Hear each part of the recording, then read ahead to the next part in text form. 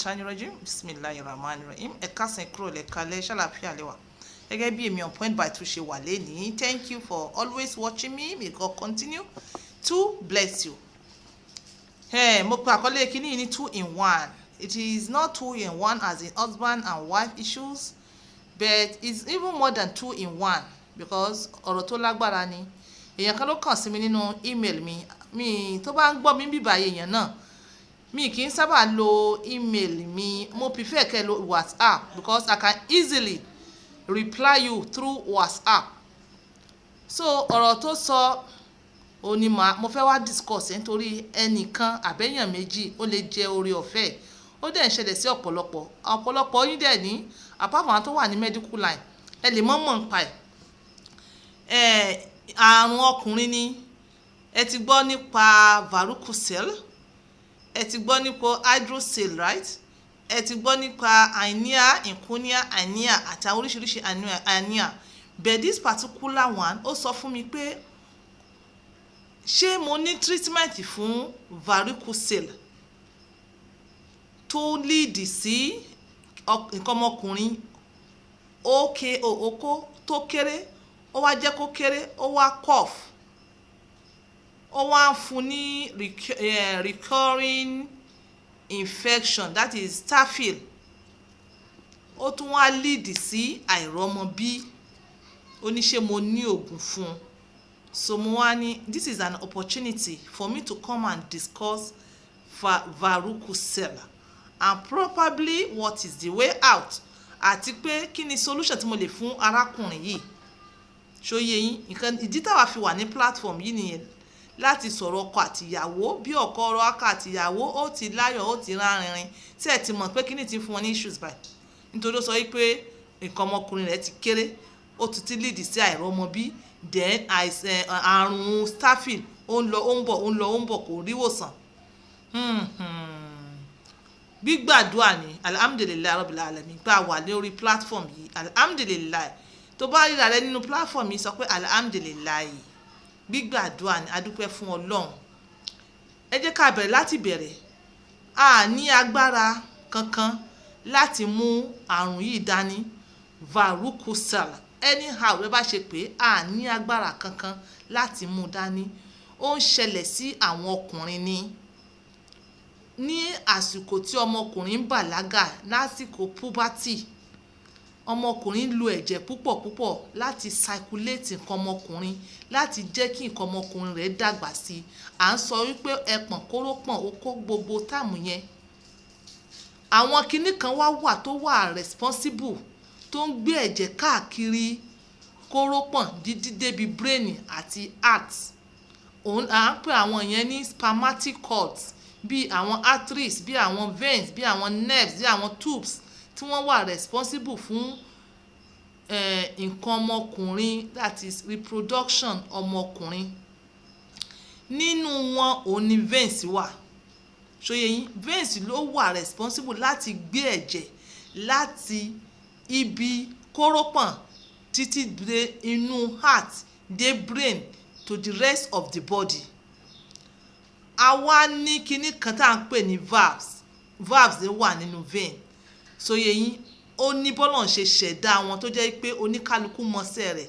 Àwọn kan wà responsible àwọn ni wọ́n ń gbé láti junction kan dé junction kan. Àwọn kan náà ló wà responsible tí wọ́n ń gbé láti junction kan dé junction kan. Ṣóyé yín àwọn kan lọ wájú àwọn kan lẹ́yìn tí iṣẹ́ kan kò dìdíra wọn lọ́wọ́. Bẹ́ẹ̀ bó ṣe wolúwa ló ń ṣọlá tó bá di àkókò kan kíní yìí lè mọ̀ fail, that is bunch of valves tó wà nínú veins ó lè fail. Ẹ̀jẹ̀ tó yẹ kó mọ lọ síwájú ìmí lè mọ padà sẹ́yìn. Ó mọ máa padà sẹ́yìn díẹ̀díẹ̀ lẹ́ẹ̀kọ̀ọ̀kan ó wà mọ form nínú vein yìí. Tó bá wá form ó wà di pé ó ń jẹ́ kí veins tóbi. Veins ó wà mọ wú tó bá wú yẹn ó là ń pè ní varicocele. Ó dàbí varicose veins tó máa ń ṣẹlẹ̀ sáwọn èèyàn lẹ́sẹ̀ tí veins kan máa disfigure tó máa wú tó máa wà reddish báyìí. Mo fi pé yẹn wà familiar pẹ̀lú ẹ̀. Bẹ́ẹ̀ náà ni veins yìí ṣe máa ń rí níbi ẹpọ̀n nítorí time tó bá ti wá di pé veins tí wọ́n á wú ó ti ń wú, ó máa wá jẹ́ kí kò ní jẹ́ kí kórópọ̀n yẹn wà òkè, ó máa shrink kórópọ̀n yẹn.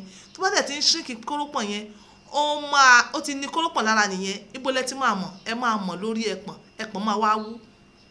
Kórópọ̀n mọ̀ shrink, á wá ní ẹpọ̀n lára, ẹpọ̀n wà mọ̀ wú, lẹ́ẹ̀ fi mọ̀ pé something is wrong. Kíní sábà máa ń ṣẹlẹ̀ ní left hand side. Mi ò sọ pé kò lè ṣẹlẹ̀ ní right hand side. Kódà ó lè ṣẹlẹ̀ sí méjèèjì. Ó dẹ̀ àwọn mi obviously ẹ̀yin kan dẹ̀ mọ̀ wo ẹpọ̀n yín, ẹ mọ̀ rí pé ó wú, bẹ̀ kò fún ní issues. Kódà ẹ ti bímọ.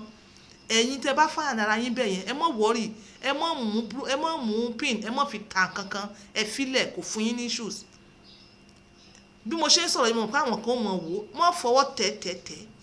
Ó ti bímọ kò dẹ̀ dùn ẹ́ kò ṣe kankan. Bẹ̀ èmi ń sọ̀rọ̀ yìí torí èèyàn tó fún mi ní message lórí email mi àtẹlòmíì náà tó jẹ́ pé wọ́n ti complain sí mi, wọ́n dẹ̀ ti complain sáwọn ẹlòmíì náà pé tí wọ́n bá ti fọra fọ́kan nǹkan ọmọ ẹpọ̀n wọn pé ó máa ń dùn wọ́n. Kí ni varicocele yìí kò é fún yàn ní sign on a very rare occasion, ó máa fún yín ní dúndùn díẹ̀. Tẹ́ bá ṣiṣẹ́ lágbára ẹ rí i pé ó máa gbóná. Ìgbà míì ẹ máa rí i pé bóyá wọ́n di nǹkan kan síbẹ̀. Kíní ṣe wá ń fi pé side ṣe wá ń fi pò gbóná báyìí. Ẹ mọ̀ feel pé something is not okay. Inú ẹ máa gbóná débi orí brain yín. Ìgbà yẹn o ti mọ̀ pé you need to see an urologist.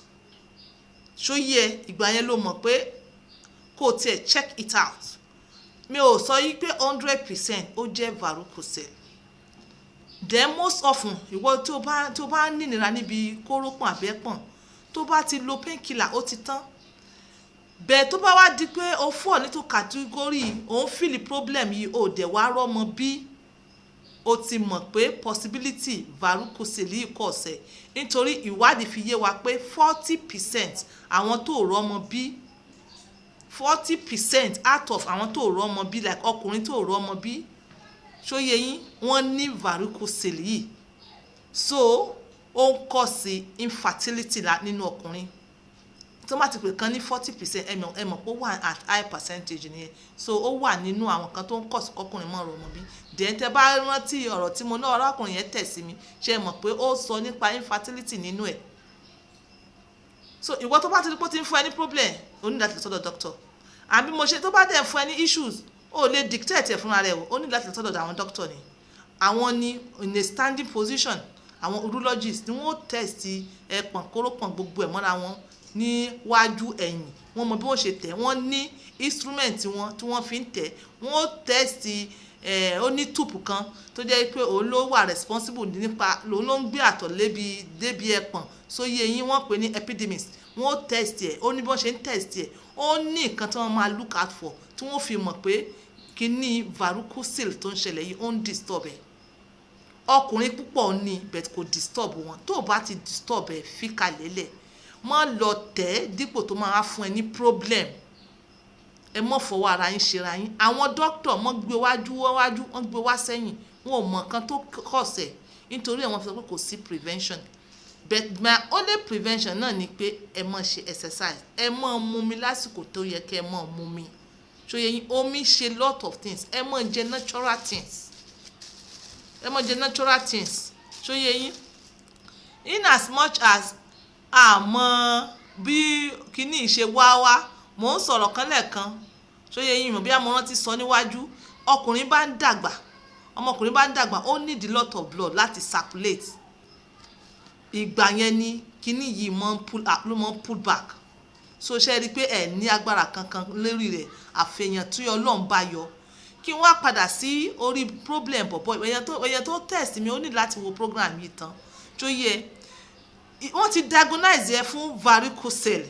So yẹ possibility wà pé òun ló ń jẹ́ kí nǹkan ọmọkùnrin ẹ kéré. Although many things lè fà kí nǹkan ọmọkùnrin kéré. A ti sọ pé age, medication and sickness ara ẹ̀ náà ni. Varicocele is part of the sickness tó ń affect ẹ. Ó dẹ̀ sọ nípa infection. Èmi ò lè sọ pé infection ló cause ẹ̀. Infection kọ́ ló cause ẹ̀. Infection ó wá láàyè títí ẹ̀ ni and ó wá fẹ́ cure infection ò lè lọ. nítorí pé kí ni àwọn oògùn tó ń lò kò débi tí infection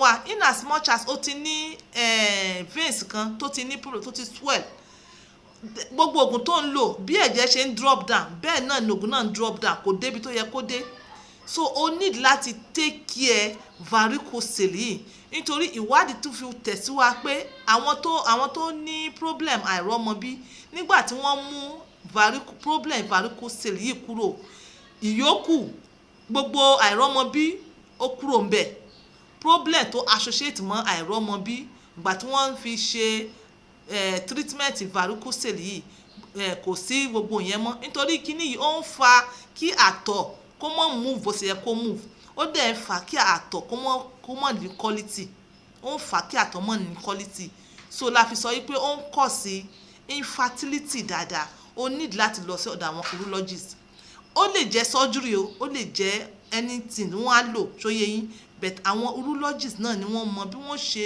gẹ̀ẹ́tì anesthesia wọ́n wá ibi tí veins yẹn ti ní problem wọ́n tie wọ́n wá redirect veins yẹn àbí tubes yẹn anyone so that ó máa fún ní easy passage ẹ̀jẹ̀ yẹn ìyókù bí wọ́n ṣe àwọn urologist ló mọ̀ ìwọ o àwo ò mọ̀ àfi tó bá dé ọ̀dọ̀ wọn ṣó yẹ yín báyìí àfi tó bá dé ọ̀dọ̀ wọn so ìwọ tó tẹ̀ sí mi o need láti rí problem gangan which is varicocele you need to treat it ẹ need láti easy veins yẹn for easy passage of blood wọ́n dẹ̀ lè ṣe kínní through surgery tí wọ́n ń pè ní varicocelectomy surgery tí wọ́n á lò nìyẹn surgery ìjọ kan wàá dẹ̀ padà sílé kò nira ìyókù bá di pẹ̀tẹ́lẹ̀ so mo hajj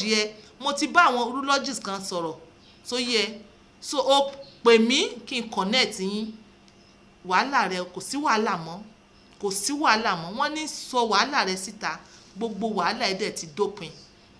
This is On Point by 2 using my words for others. ẹ mọ́ gbàgbé product mi On Point by 2 tó ń ṣe ọmọkùnrin lóore ẹ mọ́ tẹ̀ gbàgbé iléeṣẹ́ Arahuf Travels and Tours tó jẹ́ máa gbé wa lọ sí Mecca Medina àti Umrah December dé tán masalam.